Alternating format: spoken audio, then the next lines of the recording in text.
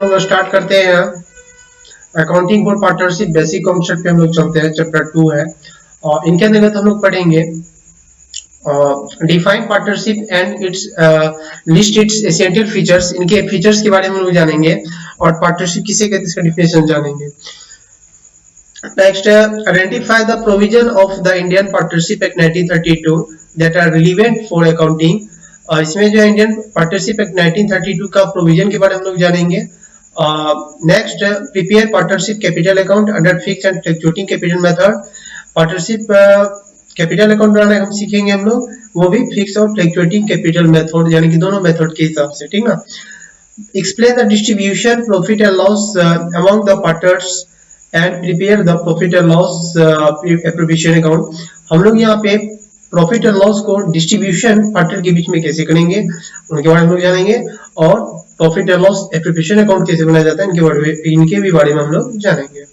आगे है calculate interest on capital and drawings under various situation, यानी कि विभिन्न प्रकार की सिचुएशन के अकॉर्डिंग जो अंडर में इंटरेस्ट ऑन कैपिटल जो है कैपिटल पे इंटरेस्ट कैसे चार्जेबल होगा और ड्राइंग्स पे कैसे चार्जेबल होगा, इनके भी बारे में हम लोग इसमें जानेंगे। नेक्स्ट है explain how guarantee for a minimum amount of profit affects the distribution of profit among the partners, यानी कि पार्टनर के बीच में जो है प्रॉफिट का डिस्ट्रीब्यूशन जो है मिनिमम गारंटी जो लेता है पार्टनर को, उनके भी बारे में हम जानेंगे। नेक्स्ट है make necessary adjustment to rectify the past years in partnership capital account, यानी कि भूतकाल में जो भी पार्टनर्स कैपिटल अकाउंट में जो एरर हुए थे उनको एडजस्ट करना, उसको सही करना, उन पे भी हम लोग सीखेंगे। नेक्स्ट है prepare final account of partnership firm. Partnership firm का जो फाइनल अकाउंट का प्रिपरेशन करने के लिए भी हम लोग इसमें सीखेंगे। तो इसमें आपको हम बता दें कि ये जो है इंडियन पार्टनरशिप एक्ट, ये जो है इंडियन पार्टनरशिप एक्ट 1932 अप्लाई अभी। Calculation of interest on capital, interest on drawings, and maintain of partnership capital account have their own peculiarities. Not only that, a variety of the adjustment are required on the death of a partner. देखिए इसमें ये 1932 Indian partnership act है। इसी situation के हिसाब से जो इसमें रूल्स हैं उनको हम लोग को फॉलो करना होगा, उनको जानना होगा। चलिए आगे हम लोग बढ़ते हैं। इसमें आपका मेन टॉपिक जो स्टार्ट हुआ है वो यहाँ से हुआ है, नेचर ऑफ पार्टनरशिप। उससे पहले थोड़ा हम डिस्कस कर लेते हैं। The present chapter discuss some basic aspect of partnership such a distribution of profit, maintenance of capital account, it is etcetera.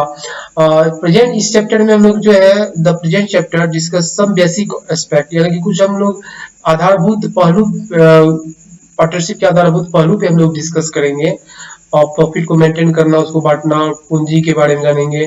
The treatment of the situation like admission of A partner, यानी कि वैसे situation का treatment करने में सीखेंगे जैसे कि किसी पार्टनर नया पार्टनरशिप का एडमिट होना यानी कि एडमिशन पार्टनरशिप, या फिर रिटायरमेंट का होना, या फिर डेथ का होना, या फिर dissolution have been taken up to the second chapter, यानी कि डिसोल्यूशन से अर्थ है यहाँ पे है विघटन होना फर्म का।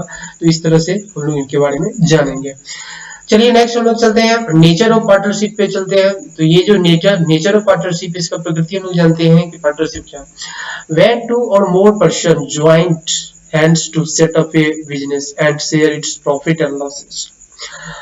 और गाइस जो आप यहाँ पे समझे होंगे, जब मिनिमम दो और दो से अधिक व्यक्ति मिल करके, है कि नहीं, बिजनेस का सेटअप करके उनका जो प्रॉफिट और लॉस को एक दूसरे में शेयर करते हैं, वो एक तरह का पार्टनरशिप हुआ।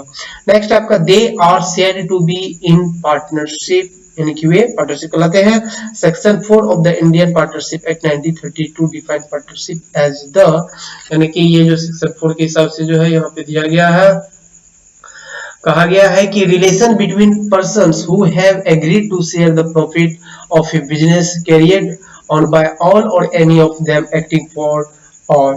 आप समझ गए होंगे कि ये जो है पर्सन का पीछे एक रिलेशन है जो एग्री होता है अपने बिजनेस में, जो भी परचेजिंग सेलिंग हो, जो भी उनका बिजनेस का नेचर हो, उनके प्रॉफिट और लॉस को बांटने के लिए वो एग्री होते हैं, ठीक ना। तो नेक्स्ट हम लोग जाते हैं कि person who haves entered into partnership with one another, एक दूसरे से जो इंडिविजुअली जो वो ये सेटअप होते हैं, are individually called partners and collectively called firm. यानी कि दो पार्टनर मिलकर के जो हुआ वो पार्टनरशिप हुआ और वही पार्टनरशिप फर्म कहलाता है। The name under which the business is carried is called the firm's name. A partnership firm has no separate legal entity. यहाँ पे जो पार्टनरशिप फर्म का कोई लीगली से एंटिटी नहीं दिया गया है, नाम कोई पहचान एंटिटी यानी कि नाम होता है। अपार्ट फ्रॉम द पार्टनरशिप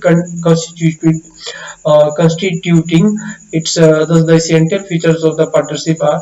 अगर हम बात करें कि इसका जो हम लोग जैसे कि चर्चा किए थे, डिस्कस किए थे कि इसका फीचर्स के हम लोग जानेंगे, तो एसेंशियल फीचर्स दिया गया यहाँ पे पार्टनरशिप का। 1 नंबर पे आप देख सकते हैं कि 2 और मोर पर्सन। पहली बात मिनिमम 2 और अधिकतम व्यक्ति हो सकते हैं। हम भी जानते हैं पार्टनरशिप मिनिमम 2 व्यक्ति के बीच हो सकता है।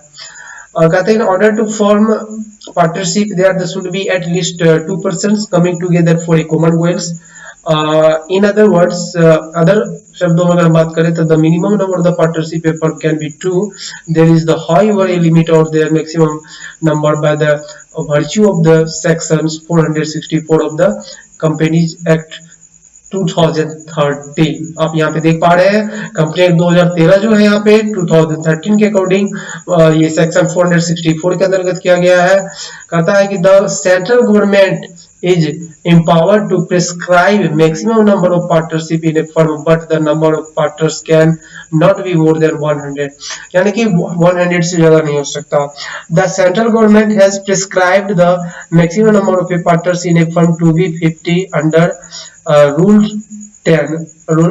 अंडर रूल 10 के हिसाब से जो इसमें 50 ही होनी चाहिए partner of the companies miscellaneous rules 2014। Miscellaneous rules के हिसाब से जो है पार्टनरशिप फर्म ये जो है पार्टनरशिप पार्टनर 15 होनी चाहिए। सो ए पार्टनरशिप का firm can not have more than 50 partner. इसीलिए जो है पार्टनरशिप फर्म में जो है 50 से अधिक पार्टनर नहीं हो सकता। अब दूसरी बात ये है कि इसमें एग्रीमेंट बहुत मायने रखता है। एग्रीमेंट, चलिए हम लोग बात करते हैं एग्रीमेंट पे, पार्टनरशिप पे। आप बारीकी से समझिए इस चीज को, आप बारीकी से ये हम पॉइंट पे कर देते हैं, आप इस चीज को समझिए। देखिए एग्रीमेंट है यहाँ पे, partnership is the result of an agreement between 2 और more persons to do business and share its profit और लॉसेज। पार्टनरशिप का जो रिजल्ट है वो एग्रीमेंट पे डिपेंड करता है। 2 और 2 व्यक्ति से अधिक के बीच जो एग्रीमेंट होता है, business and share of profit और लॉस। एग्रीमेंट में सारा चीज लिखा जाता है, प्रॉफिट और लॉस किस तरह से डिस्ट्रीब्यूट करना है। Okay, the agreement becomes the basic of relationship between the partnership. It is the not necessary that such agreement is in a written form. An oral agreement is equally valid, but in order to avoid disputes, it is the preferred that the partners have a written agreement।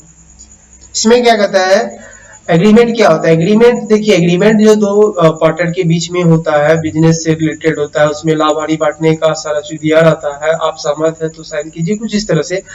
The agreement become the basic of relationship, ये relationship पे आधारित होता है between the पार्टनरों के बीच में, ठीक ना। It is not necessary that such agreement is in written form. An oral agreement is equally valid. कहने का मीनिंग यह आता है यहाँ पे कि ये कोई लीगली ये नहीं है, नेसेसरी नहीं है कि एग्रीमेंट जो रिटेन ही होना चाहिए, ओरल ही होना चाहिए। रिटेन यहाँ पे हुआ लिखित रूप से दस्तावेज, और ओरल मतलब हुआ मौखिक। तो जहां तक कि आप ये खुद समझ पा रहे होंगे कि कोई भी चीज लिखित ही अच्छा होता है, ताकि कल के डेट में किसी तरह का विवाद न उत्पन्न हो। जो भी लिखा रहेगा लिखित रूप में रहेगा, वो सबूत रहेगा। तो एग्रीमेंट जो है मेरे हिसाब से तो रिटेन ही अच्छा है, रिटेन फॉर्म ही अच्छा है। But in order to avoid disputes, it is preferred that the partners have a written agreement। लेकिन पार्टनरशिप में ज्यादातर जो है रिटन एग्रीमेंट का ही ज्यादातर वैल्यू दिया जाता है, दिया भी जाना चाहिए। नेक्स्ट आपका बिजनेस। अब पार्टनरशिप के लिए आप जान गए कि 2 और मोर पर्सन होनी चाहिए, मिनिमम 2 अधिकतम होनी चाहिए 50। उसके बाद है दूसरा नंबर है एग्रीमेंट होनी चाहिए। तीसरा में आ जाता है आपका बिजनेस। क्या है? बिजनेस। भाई बिजनेस तो होगा तब ना पार्टनरशिप होगा। The agreement should be to carry on some business। May ownership of a property does not amount to partnership। For example, if Rohit and Sachin jointly purchase a plot of land अगर रोहित सचिन मिल करके अगर किसी land के plot को वो purchase करता है, तो become the joint owner of the property, यानी कि प्रॉपर्टी का वो ज्वाइंट ओनर है। ओके, आप समझ